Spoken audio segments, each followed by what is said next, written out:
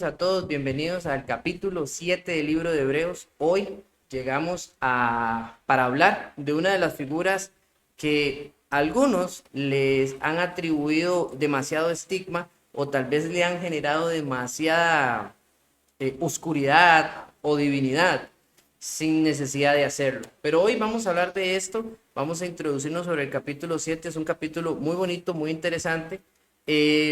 De aquí vienen cosas que tienen que ver con el índole histórico de todo lo que era la formación o el culto de adoración de los hebreos en su manera. Así que yo quiero que ustedes vayamos poco a poco viendo todo esto. Vamos a necesitar leer varios textos bíblicos, así que afile usted por favor su espada, tenga la lista para que pueda ayudarme leyendo algunos versículos que le voy a solicitar y en otras ocasiones mi persona será la que estará leyendo. Capítulo 7 del libro de Hebreos. Vamos a iniciar hablando de las palabras claves antes de leerlo todo. ¿Por qué? Porque me gustaría que ustedes por favor puedan ver estas palabras. He preparado 3 palabras inicialmente con las que tal vez el texto no solo más utiliza, sino que tal vez son las más necesarias de definir para tener como una claridad. La primera es Melquisedec. Melquisedec tiene 2 formas de verse. El griego, que es la manera en la que se escribe aquí en el libro de Hebreos, o el hebreo, que es la manera en la que la encontramos en Salmos y en el libro de Génesis. En griego simplemente es un nombre propio que se define como Melquisedec, o sea, el nombre de lo que se mencionó en hebreo. Sin embargo, en hebreo tenemos que el significado de este nombre es rey de justicia. Es interesante porque su nombre ya es descriptivo y el texto también lo va a utilizar como referencia. La palabra diezmo, una palabra muy utilizada, se define como es dar o tomar. 2 acciones, porque no es solo dar. Es importante que notemos que la palabra diezmo es dar o tomar la 10ª parte de algo. En realidad se trata de hablar de ese porcentaje que se define de una parte de un todo. Y genealogía, es decir, genealogía, es decir, inscrito al nacer. Perdón, ahí dice no, pero es decir, inscrito al nacer. Pueden quitarle ese pequeño no que no va. Ahí me disculpan, seguro fue un fallo en la edición. Pero genealogía quiere decir eso, es ser inscrito o es tener un linaje donde uno tiene una procedencia y donde uno viene y donde uno va a tener ese rol descriptivo como árbol genealógico del que usted y yo vamos a poder desarrollar. Ok, siguiendo con nuestra clase, entonces vamos a hacer la lectura del texto y ustedes van a escuchar esas palabras que he mencionado como palabras claves y las vamos a poder estar oyendo bastantes veces, al menos en alguna ocasión. Dice así, capítulo 7, versículo 1. Porque este Melquisedec, rey de Salem, sacerdote del Dios Altísimo, salió al encuentro de Abraham cuando éste regresaba de la matanza de los reyes y lo bendijo. Abraham le entregó el diezmo de todos los despojos cuyo nombre significaba primeramente rey de justicia y luego también rey de Salem, esto es, rey de paz. Sin padre, sin madre, sin genealogía, no teniendo principio de días ni fin de vida, siendo hecho semejante al Hijo de Dios, permanece sacerdote a perpetuidad. Considerad pues la grandeza de este hombre a quien Abraham, el patriarca, dio el diezmo de lo mejor del botín. Y, en verdad, los de los hijos de Levi, que reciben el oficio de sacerdote, tienen mandamiento en la ley de recoger el diezmo del pueblo, es decir, de sus hermanos, aunque estos son descendientes de Abraham. Pero aquel cuya genealogía no viene de ellos recibió el diezmo de Abraham y bendijo al que tenía las promesas. Y sin discusión alguna, el menor es bendecido por el mayor. Aquí ciertamente hombres mortales reciben el diezmo, pero allí lo recibe uno de quien se da testimonio que vive. Y por decirlo así, por medio de Abraham, aún Levi, que recibía diezmos, pagaba diezmos, porque aún estaba en los lomos de su padre cuando Melquisedec le salió al encuentro. Ahora bien, si la perfección era por medio del sacerdocio levítico, pues sobre esa base recibió el pueblo perdón, sobre esa base recibió el pueblo la ley, ¿qué necesidad había de que se levantara otro sacerdote según el orden de Melquisedec y no designado según el orden de Aarón? Porque cuando se cambia el sacerdocio, necesariamente ocurre también un cambio de la ley, pues aquel a quien se dice estas cosas pertenece a otra tribu, de la cual nadie ha servido en el altar, porque es evidente que nuestro Señor descendió de Judá, una tribu de la cual Moisés no dijo nada tocante a los sacerdotes. Y esto es más evidente si, a semejanza de Melquisedec, se levanta otro sacerdote, que ha llegado a serlo, no sobre base de una ley de requisitos físicos, sino según el poder de una vida indestructible. Pues él se da testimonio: tú eres sacerdote para siempre según el orden de Melquisedec, porque ciertamente queda anulado el mandamiento anterior por ser débil e inútil, pues la ley nada hizo perfecto, y se introduce una mejor esperanza mediante la cual nos acercamos a Dios, por cuanto no fue sin juramento, pues en verdad ellos llegaron a ser sacerdote sin juramento, pero él por juramento, del que le dijo: el Señor ha jurado y no cambiará, tú eres sacerdote para siempre. Por eso Jesús ha venido a ser fiador de un mejor pacto. Los sacerdotes anteriores eran más numerosos porque la muerte les impedía continuar, pero él conserva su sacerdocio inmutable, puesto que permanece para siempre, por lo cual él también es poderoso para salvar para siempre a los que por medio de él se acercan a Dios, puesto que vive perpetuamente para interceder por ellos, porque convenía que tuviéramos tal sumo sacerdote, santo, inocente, inmaculado, apartado de los pecadores y exaltado más allá del cielo, que no necesita, como aquellos sumos sacerdotes, ofrecer sacrificios diariamente, primero por sus propios pecados y después por los pecados del pueblo, porque esto lo hizo una vez, siempre, para siempre, cuando se ofreció a sí mismo, porque la ley designa como sumo sacerdote a hombres débiles, pero la palabra del juramento que vino después de la ley designa al Hijo, hecho perfecto para siempre. Buen texto, lleno de cosas muy hermosas, y diría yo una animación, una motivación a ir hacia adelante en cuanto a la instrucción de la perfección en Cristo Jesús. Tenemos la primera sección que se basa del versículo 1 al versículo 3. ¿Quién es Melquisedec?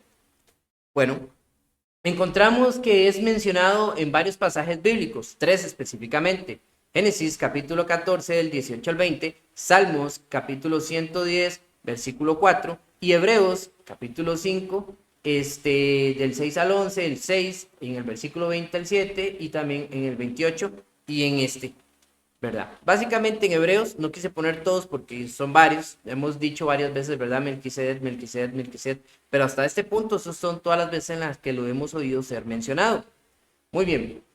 Según el nombre lo dice, ¿verdad? Era un rey. Dice que era un rey de un lugar llamado Salem. Salem es el nombre corto o antiguo.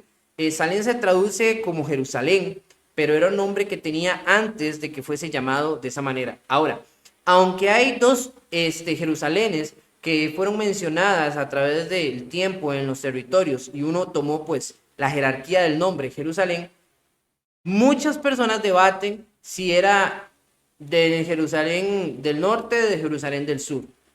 Mi persona prefiere creer o opto creer más por la evidencia y por por el desarrollo y la cercanía con Jesús en cuanto a todo esto, que muy posiblemente era Jerusalén o Salem, la ciudad que antiguamente era llamada así.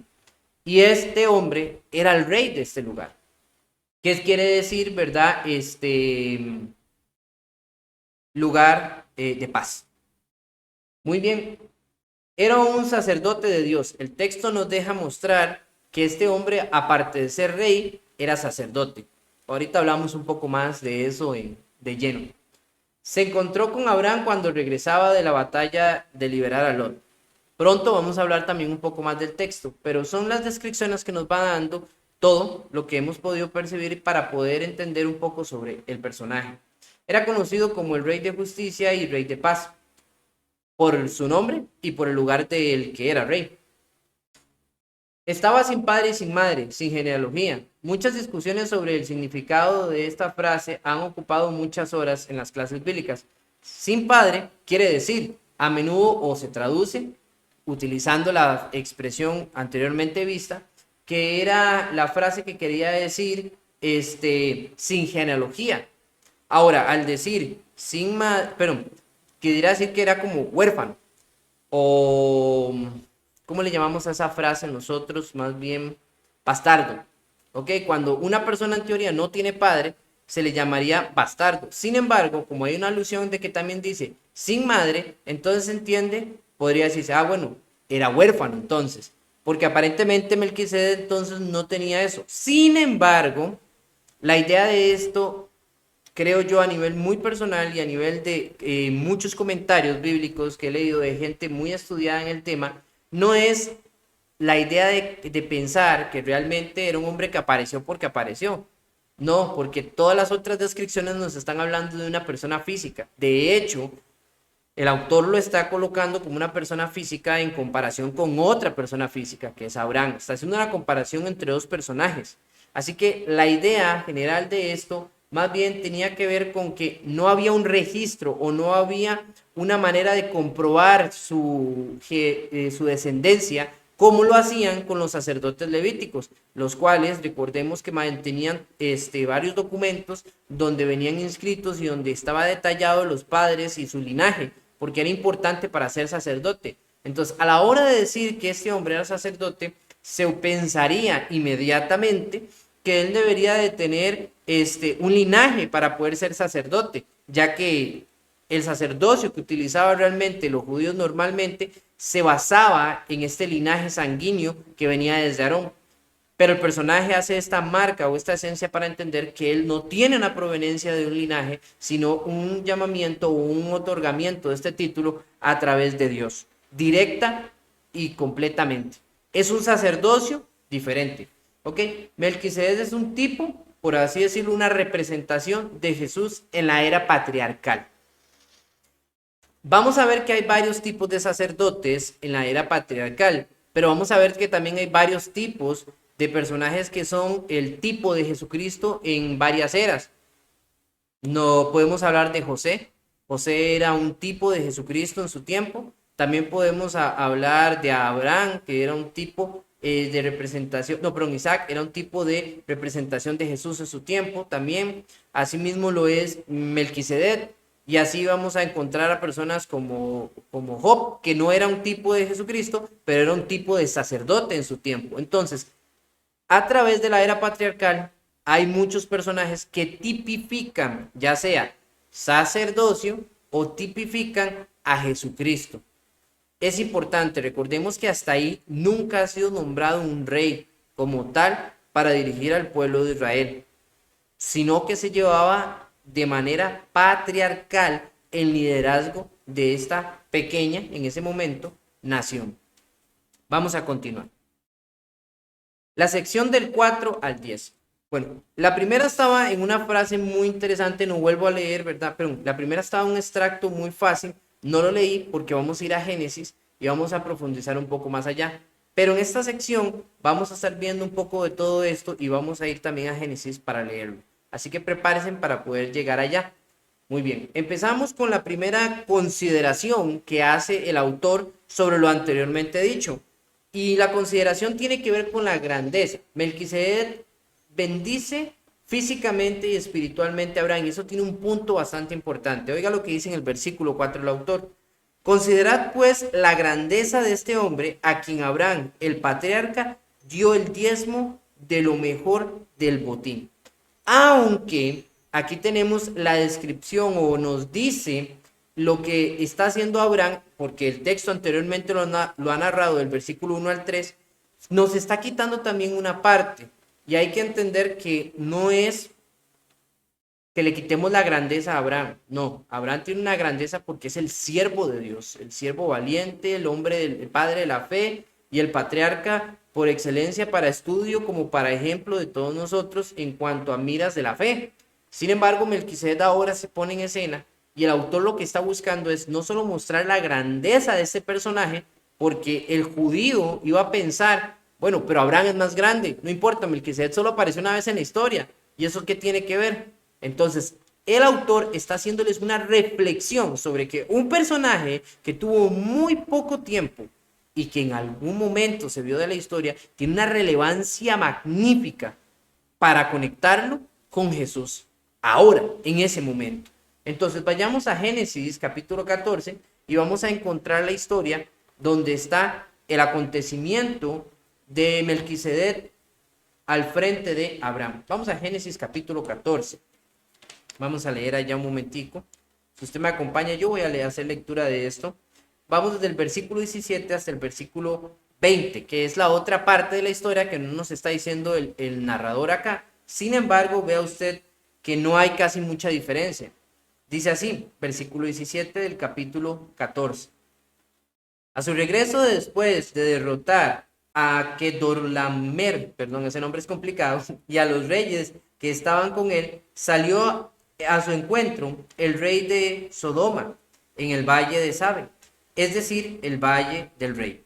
Entonces Melquisedec, rey de Salem, sacó pan y vino. Él era sacerdote del Dios Altísimo y lo bendijo diciendo: bendito sea Abraham, el Dios del Dios Altísimo, creador del cielo y la tierra, y bendito sea el Dios Altísimo que entregó a tus enemigos en tu mano. Cuando usted y yo vemos eso, hay una interacción que ha sucedido con este personaje, con este rey y sacerdote de Dios que se llama Melquisedec. Abraham tuvo una cierta circunstancia, no había una batalla directa con Abraham, sino que 5 reyes se juntaron para destruir Sodoma, Gomorra y unas cuantas ciudades cercanas, pero Sodoma era la ciudad más grande. Entonces, cuando esto sucedió, se llevaron extraditados a varios personajes, a muchas personas de Sodoma, y dentro de ellos iba Lot. Por esta razón, Abraham arma un ejército con varias personas cercanas de confianza y con gente que podía ir a batalla, va y derrota. De hecho, es la primera vez que vemos que Abraham tiene las cualidades de un guerrero y nos impresiona porque va y lo hace y vuelve a traer a Lot sano y salvo, y trae a todo el pueblo que había sido llevado sano y salvo, y se trae todo el botín que les habían quitado a estos pueblos. Entonces, cuando Abraham lo trae, quien recibe primero es el rey de Sodoma. Cuando usted y yo vemos esto, hay una interacción de reyes con Abraham. ¿Por qué viene Melquisedec o por qué viene el rey de Sodoma? Fácil, porque ellos habían sido saqueados o destruidos de alguna u otra manera por causa de lo sucedido. Sin embargo, usted y yo podemos ver que lo que va a suceder ahora tiene un interés bastante interesante, y es que Melquisedec viene con pan y vino. Algo que decimos es impresionante cómo tipifica a Jesús. Él presenta pan y vino para con eso darle una bendición material a Abraham. Abraham venía de la guerra, entonces lo que Melquisedec estaba haciendo era alimentarlo. Recordemos que a la luz de la Biblia, dar de comer es una manera de bendecir a las personas, y es una manera de dar agradecimiento, y es una manera de ser hospedador. Es importantísimo ese detalle. Sin embargo, de todo lo que pudo haber traído Melquisedec para Abraham, elige traer vino y pan. Casualmente, cuando nosotros vemos a la figura de Jesús más adelante, él, en la última cena del Señor, allá en Mateo capítulo 26, usted y yo vamos a poder apreciar los preparativos de la Pascua. Sin embargo, Jesús toma 2 elementos. Habían varios elementos en la Pascua, pero sin embargo Jesús toma 2. Uno es el pan y el otro es el vino. Y él les dice o les tipifica que el pan va a representar el cuerpo de él y el vino va a representar la sangre de su nuevo pacto. Importantísimo. Entonces, cuando vemos ese detalle, nos asombramos de que haya una conexión tan afín en el hecho de lo que trae Melquisedec para bendecir a Abraham, como lo que Jesucristo trajo para bendecirnos a nosotros en este mundo. Acto seguido, cuando usted y yo vemos, y seguimos en la historia, pero no en Génesis, vea lo que sucede. Versículo 20 fue el que leímos, ¿verdad? Ahora el 21, perdón. Bueno, 20, no lo terminamos de leer. Y bendito sea el Dios Altísimo que entregó a tus enemigos en tu mano, y le dio a Abraham el diezmo de todo. Y el rey de Sodoma dijo a Abraham, dame las personas y toma para ti los bienes. Y Abraham dijo al rey de Sodoma, he jurado al Señor Dios Altísimo, creador de los cielos y de la tierra, que no tomaré ni un hilo, ni una correa de zapato, ni ninguna cosa tuya, para que no digas, yo enriquecí, a Abraham. Nada tomaré, excepto lo que los jóvenes, los jóvenes que han comido y la parte de los hombres que fueron conmigo, Aner, Escol y Marem, ellos tomarán su parte. Listo. La historia concluye cuando Abraham le agarra el diezmo de todo ese botín y se lo da.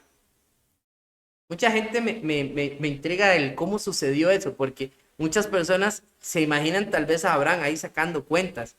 Yo no pensaría que fue así, yo pensaría que Abraham se acercó y vio tal vez algo lo más valioso que estuviera en el botín, podía ser un rubí grande, una caja con rubíes o con lingotes de oro, lo que él vio más valioso de todo el botín y lo agarró, lo tomó y seguramente se lo acercó y se lo dio a Melquisedec y le dijo, toma. ¿Por qué? Porque también Melquisedec primero había perdido. Y esto tiene una expresión muy importante. Más adelante la vamos a notar. Sin embargo, esto es parte de que Abraham reconoce que Melquisedec es un rey. Y no solo eso, reconoce su afinidad con Dios al acercarse y él mismo darle del botín la décima parte del mismo. Ahora, no está dándole algo que le pertenece, porque Abraham dijo, yo no voy a tomar de ti nada.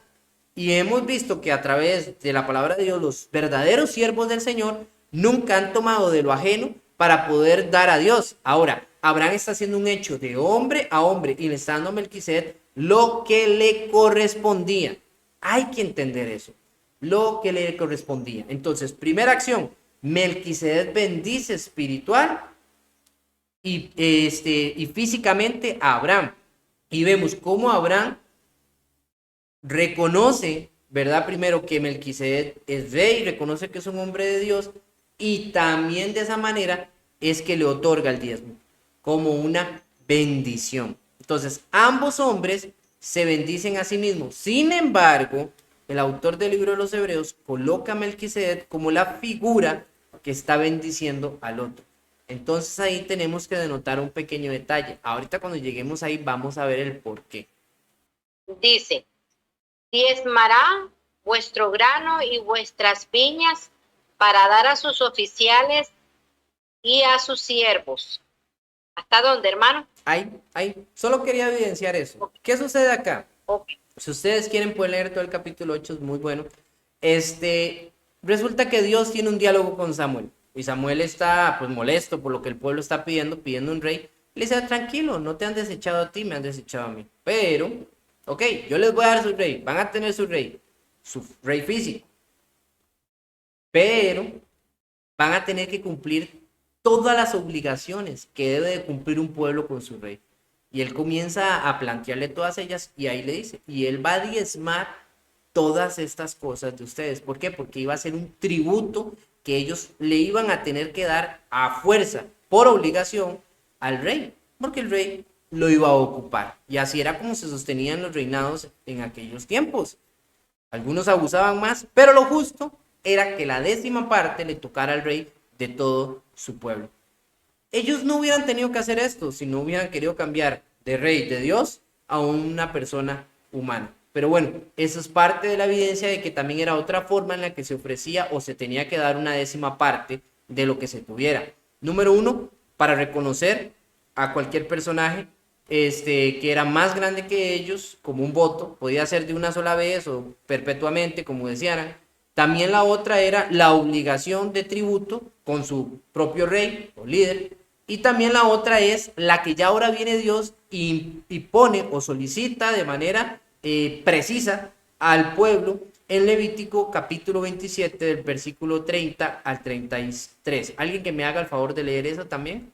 Levítico capítulo 27, versículo del 30 al 33. Y el diezmo de la tierra, así de la simiente de la tierra como el fruto de los árboles de Jehová es cosa dedicada a Jehová. Y si alguno quisiere rescatar algo del diezmo, añadirá la quinta parte de su precio por ello. Y todo diezmo de vacas o de ovejas, de todo lo que pasa bajo la vara, el diezmo será consagrado a Jehová. No mirará si es bueno o malo, ni lo cambiará. Y si lo cambiare, tanto él como el que se dio en cambio serán cosas sagradas. No podrá ser rescatados. Hasta el 23. Muchísimas gracias, hermano. Esa es la parte en la que Dios habla a Moisés y le explica sobre cómo va a ser ahora el sistema. La 10ª parte de todo, tanto granos, animales, cosechas, como ir a pescar, etc. La 10ª parte de todo esfuerzo y trabajo de todos los del pueblo iba a ser para una parte del pueblo. ¿Quiénes eran los levitas? Ya que se le iba a entregar porque los levitas no tenían tierra de herencia. Recordemos eso, los levitas llegaron a la tierra prometida, pero Dios le dijo a José, ellos no van a tener tierra. ¿Por qué? Porque ellos van a encargarse de hacer la labor espiritual, de servir y trabajar para mí a causa del pueblo. Ellos van a santificar, ellos van a hacer los procesos y todo. Entonces, como ellos no van a dedicarse al trabajo de esta índole, sino van a dedicarse al trabajo espiritual, ellos tienen que ser sostenidos por el mismo pueblo. Entonces, aquí es cuando ustedes y yo vemos cómo Dios formula ahora el patrón, coloca una regla y genera para un concepto. Y esto es lo que normalmente se considera diezmo dentro del diálogo. Sin embargo, ustedes se pueden dar cuenta de algo. No porque usted diga diezmo, significa que sea exactamente este punto. Pudiera ser cualquiera de los otros mencionados o de alguno otro. Porque al final la palabra diezmo o la expresión diezmar significa obtener o dar la 10ª parte de algo. Y para eso pudiera haber muchas referencias o pudiera haber muchas cosas por las que se hizo. Hay un diezmo que Dios pidió para los levitas, sí. Y hay un diezmo que Dios dijo que iban a tener que pagar para el rey, porque eso era lo que hacía con todos los reyes, sí. Y había un diezmo que ofrecía cualquier persona en gratitud o exaltación a alguien más grande que él, sí. ¿Qué tipo de diezmo hizo Abraham aquí? Simple, el que hizo Jacob, pero una vez y de un momento. Reconocimiento de la grandeza como sacerdote que tenía Melquisedec. Punto. No hay más que decir y no hay nada más tampoco que sacar de acá.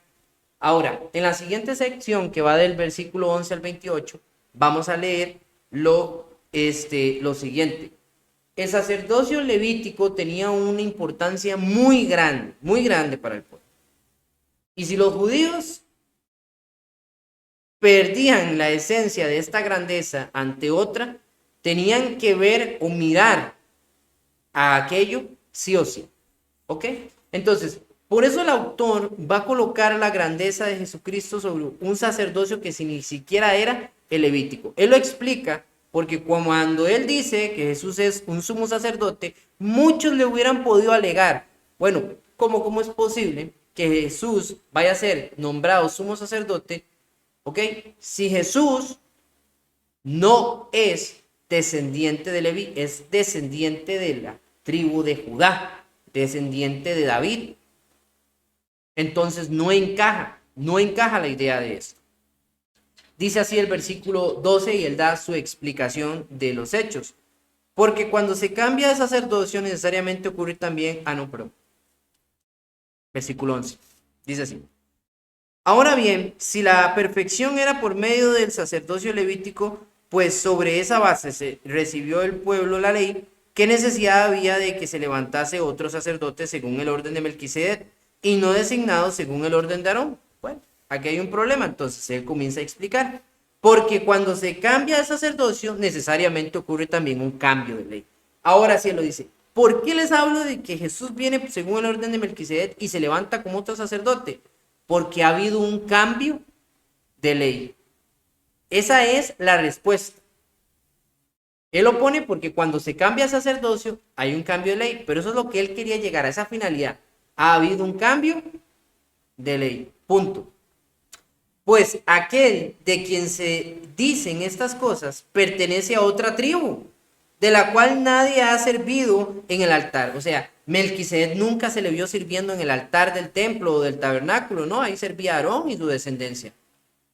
Porque es evidente que nuestro Señor descendió de Judá, una tribu de la cual Moisés no dijo nada tocante al sacerdocio. Y esto es aún más evidente si hay semejanza de Melquisedec, semejanza de Melquisedec se levanta otro sacerdote. Ya casi él viene a llegar al punto clave de esto que está en Salmos. Esto es aún más evidente si a semejanza de Melquisedec se levanta otro sacerdote. 16. Que ha llegado a serlo, no sobre la base de una ley de requisitos físicos, sino según el poder de una vida indestructible.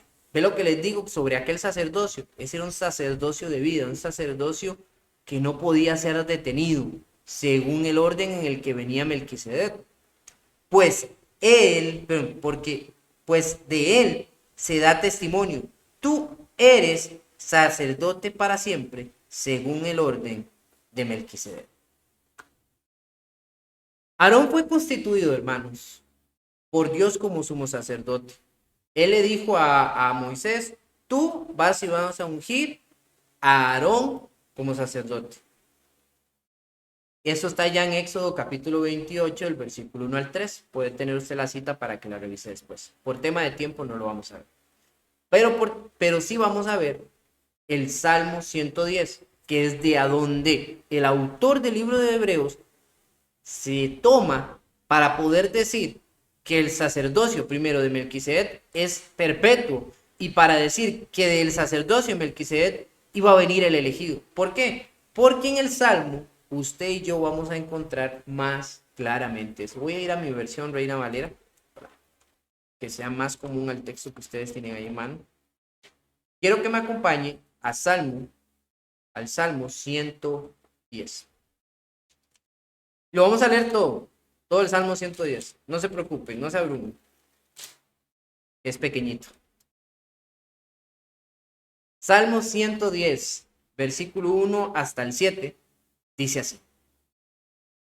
Jehová dijo a mi Señor, siéntate a mi diestra, hasta que ponga a tus enemigos por estrado de tus pies. Jehová enviará desde Sión la vara de tu poder. Dominará en medio de tus enemigos.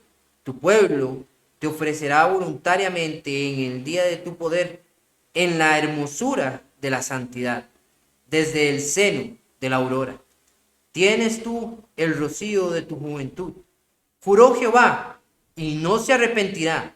Tú eres sacerdote para siempre, según el orden de Melquisedec. El Señor está a tu diestra. Quebrantará a los reyes en el día de su ira. Juzgará entre las naciones, las llenará de cadáveres. Quebrantará las cabezas en muchas tierras. Del arroyo beberá en el camino, por lo cual levantará la cabeza. Un pasaje totalmente mesiánico. El Salmo 110 habla indiscutiblemente de Jesucristo. Y eso es lo que el autor del libro de los Hebreos estaba haciendo. Cuando usted ve este salmo y lo ve todo entero, usted dice, ah, sí, mira, sí, es que habla del Mesías. Ahora es más fácil para nosotros, ¿verdad? Pero no crea que el judío no entendía que esto estaba hablando del Mesías. Aunque este salmo lo escribió David, hay muchos salmos que ellos entendían que hablaba en un concepto mesiánico, profético, y ellos sabían que este texto era mesiánico, era de aquel que ellos esperaban. Ahora, a quien les está hablando el autor del libro de los Hebreos, entienden de esto, y él les dice por eso, Jesús no ha sido levantado según el orden de Levi, o según el orden, ¿verdad?, de Aarón, no de la descendencia, sino en ese orden, sino dice, según el orden de Melquisedec. Jesús no es descendencia de Melquisedec. Jesús viene de un sacerdocio espiritual y superior que el que fue fundamentado en Aarón, del cual solo conocemos a uno. Y ese uno que fue sacerdote, también era ¿qué? Rey. Y adivinen qué pasa con Jesús. Jesús es rey porque viene del linaje de David y es considerado como el Mesías y el elegido, el libertador, el rey prometido a este pueblo. El rey que despreciaron de Dios, pero el rey que ahora vuelve a Dios a tomar su lugar en el podio que le corresponde. Y no solo rey, sino que también él es sumo sacerdote. Las dos figuras más arriba que podía tener los judíos, el reinado y el sacerdocio, Jesús las poseía ambas en el mismo y no las iba a entregar más.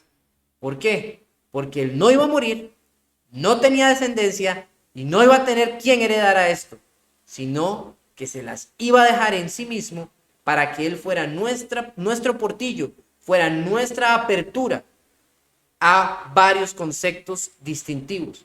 ¿Cuáles son esos conceptos? A lo que Jesucristo es mejor.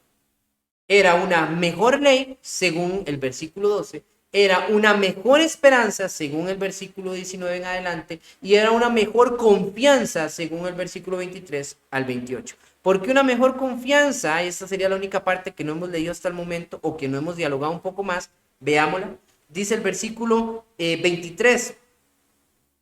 Los sacerdotes anteriores eran más numerosos porque la muerte les impedía continuar, pero él conserva su sacerdocio inmutable, puesto que permanece para siempre, por lo cual él también es poderoso para salvar para siempre a los que por medio de él se acercan a Dios, puesto que vive perpetuamente para interceder por ellos.